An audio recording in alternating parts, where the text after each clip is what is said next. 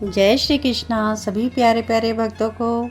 आप सभी प्रेम पूर्वक भगवान श्री कृष्ण की लीलामय कथा लिसन कर रहे हैं और भगवान के श्री चरणों में अपना मन लगा रहे हैं। निश्चय ही जो भक्त कथा श्रवण कर रहे हैं, भगवान उनके अंतर मन में बैठे अपनी कथा लिसन कर रहे हैं और सभी भक्तों में भक्ति के गुण उत्पन्न कर रहे हैं। तो भगवान की जो भक्ति है, इसका जो फर्स्ट गुण है यह है लिसन करना। ये आप सभी भक्तों में आ चुका है। श्रवणा भक्ति नवदा भक्ति का प्रमुख गुण है। आप सभी प्रेम पूर्वक भगवान की कथा को लिसन करके भगवान में अपनी जो प्रेम है उसको बढ़ा सकते हैं और भक्ति की ओर स्टेप इन कर सकते हैं। तो आइए प्रेम पूर्वक हम भगवान की कथा स्टार्ट करते हैं। लिसन करेंगे आप सभी भक्तजन। हमने पिछले कुछ भागों में भगवान श्री कृष्ण की 8 पटरानियों के साथ विवाह की कथा लिसन की और आज हम कथा को आगे बढ़ाते हैं। आप सभी ने लिसन किया, भगवान ने रुक्मणी जी, जामवंती जी, सत्यभामा जी, कालिंदी जी, मित्र वृंदा जी, भद्रा जी, नागिनजिति जी और लक्ष्मणा जी से विवाह किया। ये भगवान की 8 मुख्य पटरानियां हैं और भगवान इनमें से रुक्मणी जी को सबसे पहले विवाह किया था और रुक्मणी जी से आज भगवान का किस प्रकार से लीला करने को मन है। आइए द्वारिका में द्वारकाधीश किस प्रकार की लीला कर रहे हैं, आज हम लिसन करेंगे। भाग 276 हास्य विनोद। हमारे श्री कृष्ण भगवान को विनोद प्रिय है। उनकी ये विनोद प्रियता ही तो माया कहलाती है। मेरे श्री कृष्ण की मोहनी हंसी से ही तो जगत मोहित हो रहा है। माया इसी को तो कहा गया है और आदर्श गृहस्थ के जीवन में हंसी विनोद आवश्यक भी है। सहज हृदय में हंसी फूटती ही है।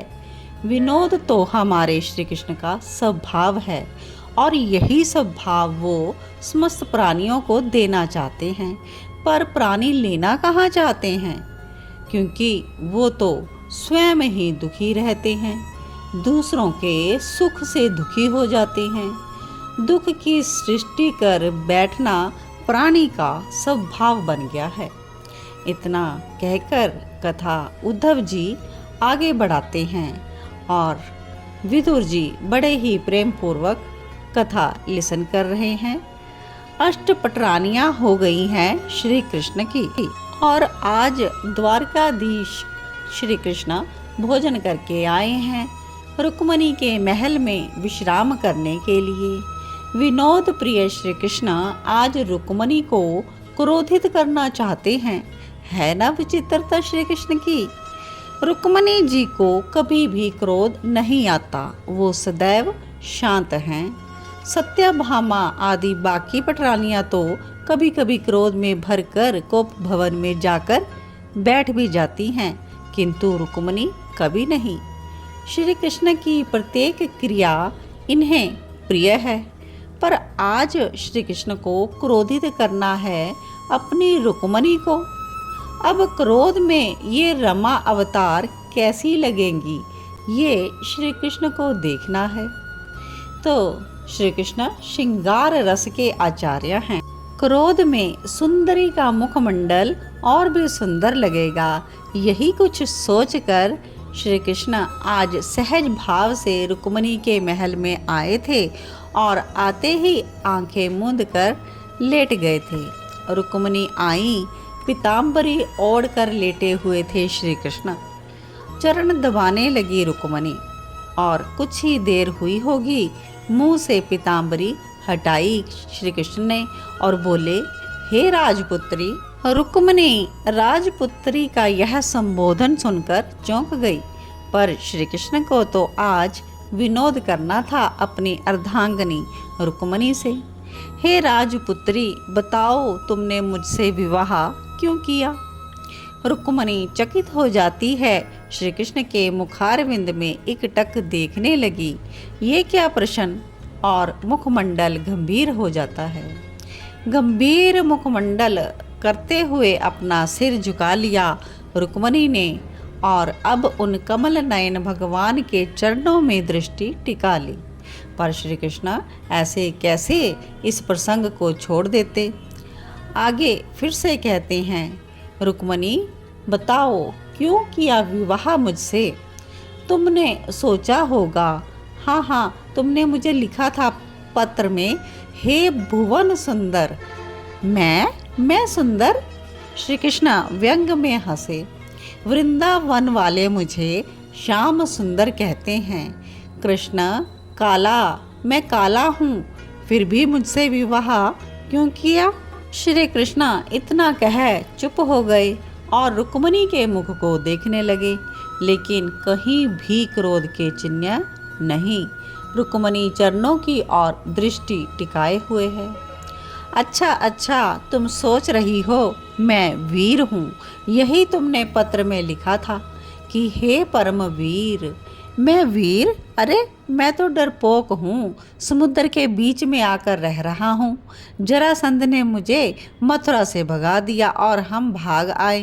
कृष्ण तो वीर भी नहीं है, फिर मुझसे विवाह क्यों किया। शिशुपाल वीर था। वह शिशुपाल का नाम लेकर आए ताकि रुक्मणी को कुछ क्रोध आ जाए, पर नहीं। रुक्मणी बाहर से शांत बनी रही, पर उसका हृदय चित्कार कर रहा था कि हे नाथ, अब मत आगे कुछ बोलो। आगे श्री कृष्ण ने फिर कहा, हे भीष्मक नंदिनी, तुमने अगर ये सोचकर विवाह किया कि आप महाराज वसुदेव, जिनके पिता सूरसेन बड़े प्रतापी थे, और महाराज वसुदेव की कीर्ति को कौन नहीं जानता। यह कहते हुए श्री कृष्ण आज तो रुक ही नहीं रहे थे, बोले ही जा रहे थे। मैं वसुदेव का ही पुत्र हूँ, इस बात का प्रमाण क्या है। कोई तो मुझे ब्रजराज नंद का पुत्र कहते हैं। मेरा नाम लोगों को नंद नंदन भी प्रिय है। कोई कहता है माता देवकी है श्री कृष्ण की, तो कोई कहता है यह यशोदा का लाला है। और श्री कृष्ण हंस भी रहे हैं, कहते हैं जिसके माता पिता का पता नहीं, उससे विवाह क्यों। रुक्मणी अभी भी शांत है, पर श्री कृष्ण रुके नहीं, बोल रहे हैं, दुनिया मेरा नाम लेती है, नहीं, मेरा नाम वही लोग लेते हैं जो दुनिया से ठुकराए हुए होते हैं। संपन्न लोग मेरा नाम क्यों लेंगे। अब तो श्री कृष्ण की यह बातें सुन रुक्मणी के गर्म आंसू श्री कृष्ण के चरणों में गिर पड़े। और द्वारकाधीश ने चौंकने का नाटक किया, उठकर बैठ गए। क्या हुआ, रो रही हो रुक्मणी। सिर हिलाया और हिलकियों से रो पड़ी रुक्मणी। श्री कृष्ण ने रुक्मणी के मुख को देखा और अंतिम बात बोल दिए। क्या बोले अब, दुख हो रहा है ऐसे कृष्ण से विवाह करके, तो अभी भी कुछ नहीं बिगड़ा है। इतना कहना था कि रुक्मणी मूर्छित हो गई। अब श्री कृष्ण हैरान हो गए, ये क्या हुआ, क्रोध नहीं किया इसने और मूर्छित हो गई। अब तो द्वारकाधीश को चतुर्भुज बनना पड़ा। 2 भुजाओं से उठाया अपनी प्रिया रुक्मणी को, और एक भुजा से पसीना पहुँचने लगे और एक से हवा करने लगे। रुक्मणी रुक्मणी पुकार रहे थे श्री कृष्ण। मैं तो विनोद कर रहा था प्रिय, बस विनोद था ये, ऐसा श्री कृष्ण कह रहे हैं रुक्मणी जी को, और रुक्मणी जी बेहोश हैं।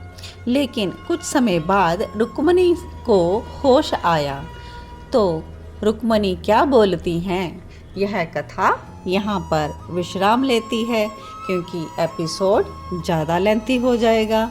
तो नेक्स्ट कथा में हम लिसन करेंगे कि रुक्मणी श्री कृष्ण को क्या उत्तर देती है। आप सभी भक्तजन प्रेम पूर्वक लिसन करते रहें भगवान की लीलामय कथा। आप सभी को जय श्री कृष्णा। आप सभी इस वीडियो को ज़्यादा से ज़्यादा शेयर करें और चैनल को सब्सक्राइब करना ना भूलें।